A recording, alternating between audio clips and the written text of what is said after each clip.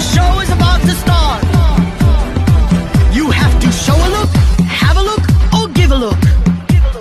Face it. Celebrity News Update. Carla Abellana posts positive feedback sa overpriced pre-loved items.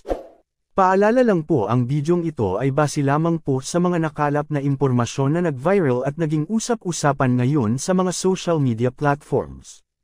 Ibinahagi ni Carla Abellana ang ilang positibong mensahe na natatanggap niya mula sa buyers at supporters ng kanyang pre-loved items. Sa Instagram, ipinost ng Kapuso actress ang screenshot ng ilan sa mga ito sa kanyang @CarlaAbellana_closet account. Sa isang screenshot, mababasang sinabi ni Carla na pinipintasan ng karamihan ang kanyang mga ibinebenta kaya tiniyak niyang makita muna ng potential buyer ang nakuha nito. Kung daw nais nitong mag-refund, maiintindihan naman ni Carla. Pero sabi ng buyer, kukunin niya ang pre-loved item.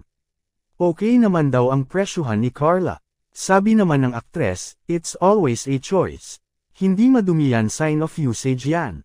Maganda nga yan para hindi kayo mag-expect pagdating sa inyo. Mabuti nang alam nyo kung ano talaga diferensya ng item, said a netizen. I can't fathom how people can be so rude with their comments, another said. Important, lalo na ayaw naman nating ma-accumulate sila lalo na kung di na sila ginagamit or wala na silang use sa atin. Ako naman regularly, almost on a yearly basis. Parang binatikos ni Carla kanina ang mga kritiko sa isang Threads post na nagsasabing, people can be so mean. So mean. Nang maglaon ay tinalakay niya ang issue sa isang pakikipanayam sa mga mamamahayag, na idiniin na hindi siya magbebenta ng isang bagay na mas mahal kaysa sa kanyang binili. Ayon naman ng isa pang netizen na tama lang ang singil ni Carla sa kanyang mga binibenta. Caption ni Carla sa post, appreciate you po. May isa namang pinayuhan siyang huwag na lamang pansinin ng bashers. Tuwigan ni Carla, don't worry, I pay them no mind. I know that only people who know their value would understand. And I focus on them.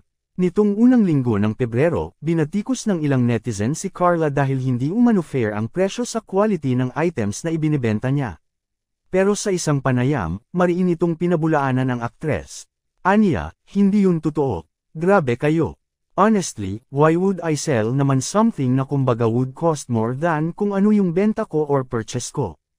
Paliwanag ni Carla, I would sell something na much less naman than how much I got it for, diba? Lalo na dahil yung kondisyon niya depende rin doon. Mensahe pa niya sa mga gustong bumili ng kanyang items, well, choice naman nila iyon if they're interested, if they want to buy it or not. Ano ang masasabi mo tungkol dito?